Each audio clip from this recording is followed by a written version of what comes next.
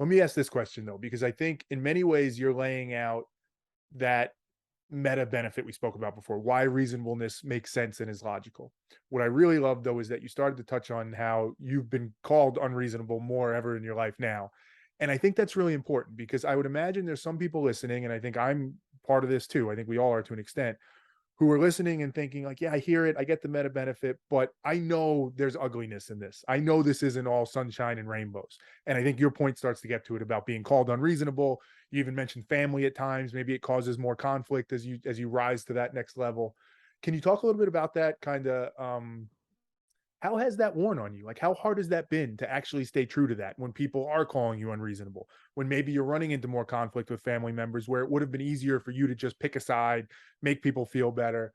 Because I think that's the thing that stops a lot of people, that discomfort that comes from all of that.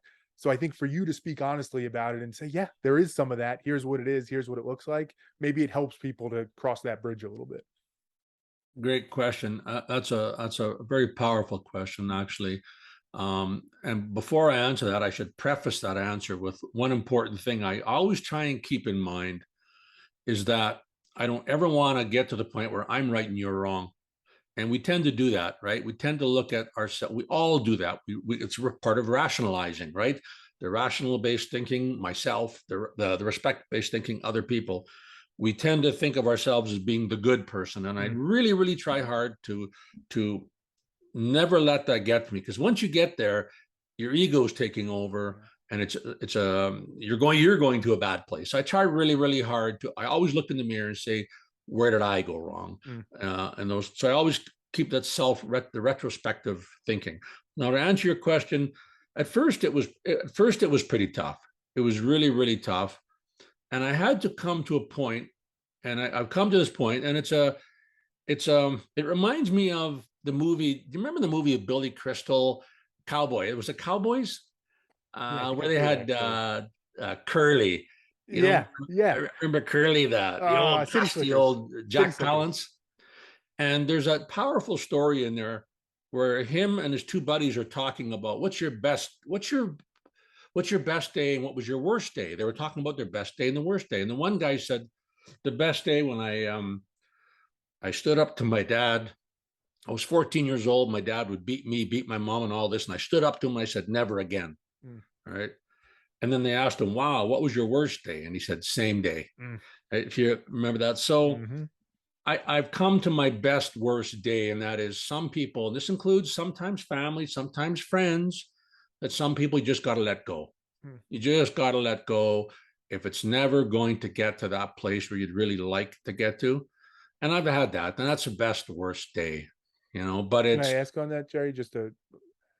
There's something in that because I feel like in some ways there's a path you're down that I'm trying to go down myself. So like as I ask these questions, I'm somewhat asking them selfishly because this is how we learn. Again, I may be saying this too simply, and if I am, correct me if it comes off too bluntly. But in some ways, there's at the very root of that, there's an acceptance that very much in the spirit of the show, the value of reasonableness sits above all, even family, possibly, right?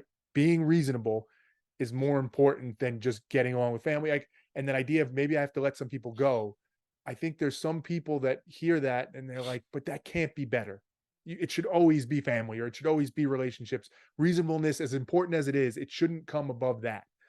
I don't think I agree with that. It seems like maybe you don't either, or maybe I'm framing it wrong, but how do you think about that? Is it just a yeah, that's what it is, and at the end of the day, that's what it has to be? Because again, back to that hurdle of what stops people, I think that starts to get to a little bit. Should I really let go of somebody that I love if reasonableness sits above it?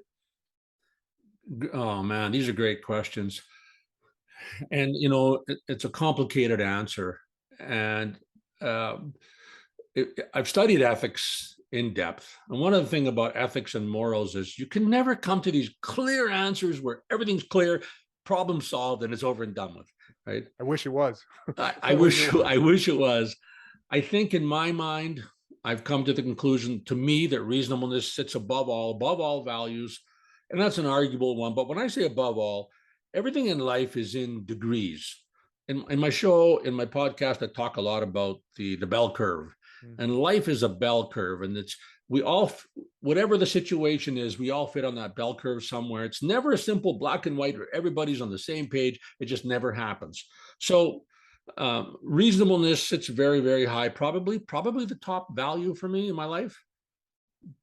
But when I certain people, whether that be family or friends, who it's just never going to work, and I let go. When I say let go, I mean I'll never let go of family or good friends, never. But I let go of trying to resolve this situation, and it's always going to be like this, and that person is always going to be my family, and I'll love them dearly, or my friend, and they'll always be my friend, but this has to just be this way. Mm, But I'll never let them go. I'll just never say, get out, I go get away. it.